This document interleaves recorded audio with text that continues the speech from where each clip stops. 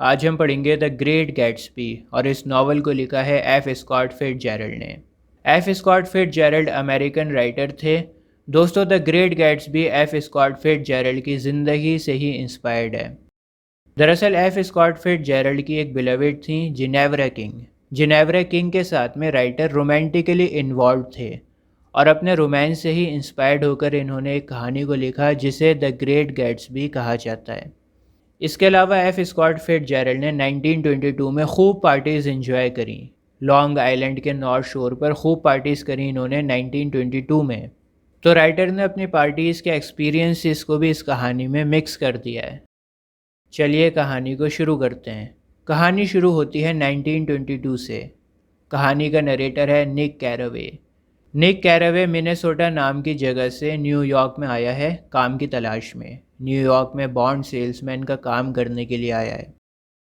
तो न्यूयॉर्क में आने के बाद निक वेस्ट एग नाम की जगह पर एक घर रेंट पर लेता है। निक ने अपनी ग्रेजुएशन येल यूनिवर्सिटी से करी है। दोस्तों, जिस तरह से वेस्ट एग है ना, उसी तरह से न्यूयॉर्क में एक जगह का नाम है ईस्ट एग, और ईस्ट एग में निक की कज़न रहती है जिसका नाम है डेजी। ठीक है, निक रहता है वेस्ट एग में और इसकी जो कज़न है डेजी वो रहती है ईस्ट एग में। निक की कज़न डेजी अपने हस्बैंड टॉम के साथ में ईस्ट एग जगह पर रहती है। अच्छा, डेजी का जो हस्बैंड है ना टॉम, टॉम निक का बड़ा अच्छा दोस्त है। टॉम और निक साथ में येल यूनिवर्सिटी में पढ़ाई करते थे और बहुत अच्छे दोस्त हैं। तो एक दिन निक अपनी कज़न डेजी से मिलने के लिए ईस्ट एग पर जाता है और डेजी के घर में निक की मुलाकात होती है जॉर्डन नाम की एक खूबसूरत लड़की से जो पेशे से गोल्फ़र है। गोल्फ़र कहते हैं गोल्फ़ खेलने वाले को, जो गोल्फ़ खेलता है ना उसको गोल्फ़र कहते हैं। तो जॉर्डन पेशे से गोल्फ़र है। जॉर्डन हर किसी से बहुत र्यूडली बात करती है, बड़ी घमंडी लड़की है और कभी किसी से सीधे मुंह बात नहीं करती। लेकिन जॉर्डन की दोस्ती निक से हो जाती है, दोनों एक दूसरे को बड़ा पसंद करने लगते हैं। जॉर्डन निक को बताती है कि क्या तुम्हें पता है टॉम का अफेयर चल रहा है, एक लड़की है मार्डेल विल्सन नाम की, उसके साथ में अफेयर चल रहा है भाई साहब का। इसके बाद निक वापस अपने घर वेस्ट एग में चला जाता है। उस रात पहली बार वो गैट्सबी को देखता है। अपने घर पर जब जा रहा होता है तो वहाँ पर वो गैट्सबी को देखता है। गैट्सबी इस कहानी का मेन कैरेक्टर है, लेकिन उसे ये नहीं पता होता है कि उसके सामने जो खड़ा शख्स है उसका नाम गैट्सबी है। गैट्सबी कुछ अजीब हरकतें कर रहा होता है उस टाइम। वो एक ग्रीन कलर की लाइट को देख रहा होता है और अपनी बाहों को फैला रहा होता है उस ग्रीन कलर की लाइट को पकड़ने के लिए। कुछ दिनों के बाद टॉम निक को न्यूयॉर्क की एक पार्टी में इनवाइट करता है और पार्टी से पहले टॉम का जिस लड़की के साथ में अफेयर चल रहा था Martel Wilson, Tom Martel Wilson को भी पिकअप कर लेता है और अपने साथ में पार्टी में ले आता है। मार्टेल विल्सन, मैं आपको बता दूं, शादीशुदा है। इसका हस्बैंड का नाम है जॉर्ज विल्सन।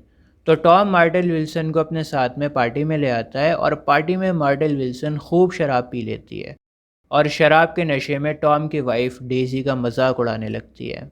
टॉम को ये देखकर बड़ा गुस्सा आ जाता है और वो मार्टेल विल्सन के मुंह पर एक ज़ोर का मुक्का मारता है और मार्टेल विल्सन की नाक को तोड़ देता है। अच्छा, क्या आप जानते हैं कि ये पार्टी ऑर्गेनाइज कौन कर रहा है? कौन ये पार्टी दे रहा है? टॉम किसकी पार्टी में है? ये पार्टी ऑर्गेनाइज की है गैट्सबी ने। और मज़े की बात यह है कि पार्टी में ज़्यादातर लोग गैट्सबी को जानते तक नहीं है। पार्टी में लोग आ गए, एंजॉय कर रहे हैं, लेकिन उन्हें ये नहीं पता कि गैट्सबी है कौन। बस किसी ना किसी के थ्रू उन्हें इनविटेशन मिला है और वो लोग पार्टी में आ गए, लेकिन ये नहीं पता कि गैट्सबी कौन है और वो पार्टी क्यों कर रहा है। निक भी गैट्सबी को नहीं जानता। दोस्तों, पार्टी में जॉर्डन भी होती है और फिर फाइनली निक पहली बार गैट्सबी से मिलता है पार्टी में। गैट्सबी कुछ दिनों के बाद निक से मिलने के लिए उसके घर पर आता है और निक को इनवाइट करता है कि चलो हम लोग लंच साथ में करते हैं। लंच करते हुए गैट्सबी अपने बिजनेस एसोसिएट मेयर वुल्शियम को निक से मिलवाता है। वुल्शियम बहुत ही इनफेमस और ऊंचे लेवल का क्रिमिनल है, बहुत बड़ा क्रिमिनल है। अब आप सोच रहे होंगे कि गैट्सबी ने निक को क्यों बुलाया लंच के ऊपर, क्यों मिल रहा है गैट्सबी निक से, और निक से चाहता क्या है? ये बात तो निक भी सोच रहा था। लंच के बाद जॉर्डन चीज़ों को क्लियर करती है। जॉर्डन निक को बताती है कि निक, तुम्हारी जो बहन है ना डेजी, डेजी से गैट्सबी बेपनाह प्यार करता है। डेजी और गैट्सबी एक दूसरे को वर्ल्ड वॉर फर्स्ट से पहले से जानते हैं। वर्ल्ड वॉर फर्स्ट 1914 में शुरू हुआ था, तो कहने का ये मतलब है कि गैट्सबी और डेजी एक दूसरे को बहुत पहले से जानते हैं। और गैट्सबी ने वेस्ट एक जगह पर मेंशन भी इसीलिए लिया है ताकि वो डेजी के पास में ही रहे और उसे इम्प्रेस कर सके। आज भी गैट्सबी तुम्हारी बहन डेजी से बहुत प्यार करता है। इसके बाद गैट्सबी रिक्वेस्ट करता है निक से कि यार कुछ करो, मेरी मुलाकात करवाओ अपनी बहन से। निक कहता है चलो ठीक है, मैं देखता हूँ कुछ। और फिर निक डेजी और गैट्सबी की मीटिंग अरेंज करवाता है। सालों बाद जब दोनों मिलते हैं, एक दूसरे को देखते हैं, तो उनका प्यार जिंदा हो जाता है। दोस्तों, निक अब गैट्सबी के बारे में पता लगाता है कि ये बंदा आखिर है कौन। निक को पता लगता है कि गैट्सबी का नाम जेम्स गैट्स हुआ करता था और उसका जन्म हुआ था नॉर्थ डकोटा नाम की जगह पर। जेम्स गैट्स ने 17 साल की उम्र में अपना नाम लीगली चेंज कर दिया था और गैट्सबी रख लिया था। गैट्सबी का दुनिया में कोई नहीं था और उसे डैन कॉडी नाम के एक इंसान ने पाल पोस कर बड़ा किया था। लेकिन डैन कॉडी ने गैट्सबी को विरासत में एक फूटी कौड़ी भी नहीं दी। जो कुछ भी पैसा गैट्सबी ने कमाया है वो अपनी मेहनत से कमाया है। गैट्सबी डेजी से मिलने के बाद खर्चीली पार्टीज करनी बंद कर देता है। दरअसल गैट्सबी पार्टी ऑर्गेनाइज इसलिए करता था ताकि कभी डेजी उसकी पार्टी में आए और उसकी मुलाकात डेजी से हो जाए, या फिर डेजी का कोई जानने वाला उसकी पार्टी को अटेंड करे जो गैट्सबी को डेजी से मिलवा सके। दोस्तों, डेजी निक और गैट्सबी से कहती है कि तुम हमारे साथ में लंच करो। दरअसल डेजी गैट्सबी को इसलिए बुला रही है घर पर ताकि वो टॉम को जेलस फील करा सके। डेजी को पता लग गया है कि टॉम का अफेयर चल रहा है, तो वो ये चाहती है कि गैट्सबी उसके घर पर आए और वो टॉम को जला सके, बदला ले सके टॉम से। तो डेजी कहती है कि तुम, मैं, निक, टॉम, जॉर्डन सब लोग साथ में बैठकर लंच करते हैं। खूब जमेगा रंग जब मिल बैठेंगे 5 यार। तो अब क्या होता है, सभी लोग एक जगह पर इकट्ठा होते हैं और डेजी जानबूझकर गैट्सबी से कहती है कि मैं तुमसे बहुत प्यार करती हूँ। और वो इसलिए कहती है ताकि टॉम सुन ले और उसे बहुत बुरा लगे। हालांकि टॉम का खुद का अफेयर चल रहा होता है, लेकिन इसके बाद भी उसे बहुत गुस्सा आता है।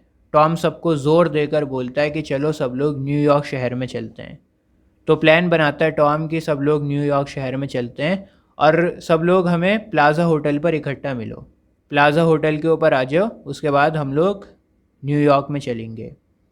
लेकिन प्लाज़ा होटल में गैट्सबी और टॉम की लड़ाई हो जाती है डेजी को लेकर। टॉम तो पहले ही गैट्सबी से बड़ा गुस्सा था। गैट्सबी टॉम से कहता है कि तुम डेजी के हस्बैंड हो, लेकिन डेजी ने कभी भी तुम्हें सच्चे दिल से प्यार नहीं किया। डेजी सिर्फ़ और सिर्फ मुझे प्यार करती है। गैट्सबी डेजी से कहता है कि बताओ बताओ अपने हस्बैंड को कि तुम मुझसे प्यार करती हो। लेकिन डेजी ऐसा कुछ भी नहीं करती और गैट्सबी को एक शॉक लगता है। टॉम गैट्सबी से कहता है कि तुम एक नीच इंसान हो जिसने इलीगल शराब बेच बेच कर पैसा कमाया है, और भी गैर कानूनी धंधे चल रहे हैं तुम्हारे, मुझे सब पता है। इसके बाद टॉम डेजी से कहता है कि तुम घर चली जाओ गैट्सबी के साथ में। डेजी को गैट्सबी के साथ में घर जाने को बोलता है टॉम ये सोचता है कि अब गैट्सबी को अकल ठिकाने आ गई है, अब ये डेजी को परेशान नहीं करेगा। इसके बाद गैट्सबी अपनी कार से डेजी को घर लेके जा रहा होता है और पीछे एक और कार आ रही होती है जिसमें टॉम, निक और जॉर्डन बैठे होते हैं। घर आते हुए गैट्सबी डेजी को कार चलाने की परमिशन दे देता है ताकि डेजी का थोड़ा मूड ठीक हो जाए, उसका माइंड डाइवर्ट हो जाए। लेकिन कार चलाते हुए डेजी मार्टल को उड़ा देती है। एक्सीडेंट हो जाता है डेजी से और मार्टल के इतनी ज़ोर से लगती है ना कि वो ऑन द स्पॉट मर जाती है। अब कार तो चला रही थी डेजी, लेकिन गाड़ी थी किसकी? गाड़ी थी गैट्सबी की। निक गैट्सबी से कहता है कि तुम थोड़े टाइम के लिए शहर को छोड़ दो, बेकार में फंस जाओगे। मामला शांत होने दो, थोड़े टाइम बाद देखते हैं क्या होता है, फ़िलहाल तुम शहर को छोड़ दो, यहाँ से चले जाओ। लेकिन गैट्सबी मना कर देता है, उसे अपने से ज़्यादा डेजी की चिंता है। दूसरी तरफ जब जॉर्ज विल्सन को पता लगता है कि उसकी वाइफ मार्टेल का एक्सीडेंट हो गया है, तो गम की वजह से वो मेंटली इल हो जाता है और वो मार्टेल के कातिल को पागलों की तरह से ढूंढ रहा होता है बदला लेने के लिए। दोस्तों, टॉम तो गैट्सबी का दुश्मन ही था, उसको तो एक मौका चाहिए था गैट्सबी को नुकसान पहुंचाने का। तो टॉम क्या करता है, जॉर्ज विल्सन के पास में जाता है और उससे कहता है कि देखो तुम्हारी जो वाइफ है ना, उसको गैट्सबी ने मारा है। गैट्सबी कार चला रहा था और अपनी कार से तुम्हारी वाइफ को उड़ा दिया। ये बात सुनकर विल्सन का खून खौल जाता है। वो सोचता है कि ज़रूर गैट्सबी ही मार्टेल का लवर भी होगा। गैट्सबी ने मार्टेल को जान से भी मारा है और वो उसका लवर भी होगा। और फिर विल्सन गैट्सबी को गोली मार देता है। गैट्सबी को गोली मारने के बाद विल्सन सुसाइड कर लेता है। दोपहर को जब निक गैट्सबी के घर में आता है तो वो देखता है कि गैट्सबी की लाश पूल में पड़ी हुई है और कुछ दूर आगे विल्सन की लाश भी पड़ी हुई होती है। इसके बाद निक गैट्सबी का फ्यूनरल ऑर्गेनाइज करता है और गैट्सबी के जितने भी दोस्त थे ना, उसके पार्टी में जो इतने सारे लोग आते थे, मौज उड़ाते थे, उन सभी दोस्तों में से एक भी दोस्त गैट्सबी की मौत पर नहीं आया। गैट्सबी के फ्यूनरल पर उसके फादर थे और एक आदमी और होता है। बस 2-3 लोग होते हैं, बाकी कोई भी नहीं आता। दोस्तों, इसके बाद निक भी जॉर्डन के साथ में अपना रिलेशन तोड़ देता है। इसके बाद निक टॉम के पास में जाता है और वहाँ उसे पता लगता है कि टॉम ने ही विल्सन को बताया था कि गैट्सबी ने तुम्हारी वाइफ को जान से मारा है। लेकिन निक टॉम को सच्चाई नहीं बताता। निक टॉम को नहीं बताता कि उस टाइम तुम्हारी वाइफ डेज़ी गाड़ी चला रही थी और डेज़ी ने विल्सन की वाइफ को उड़ाया था। निक ने यह एक्सपीरियंस किया कि न्यूयॉर्क शहर में लोगों की ज़िंदगी बड़ी खोखली है, कोई फीलिंग्स नहीं है यहाँ पर। उसका एक्सपीरियंस शहर में बहुत ख़राब रहा और वो वापस मिनेसोटा चला जाता है।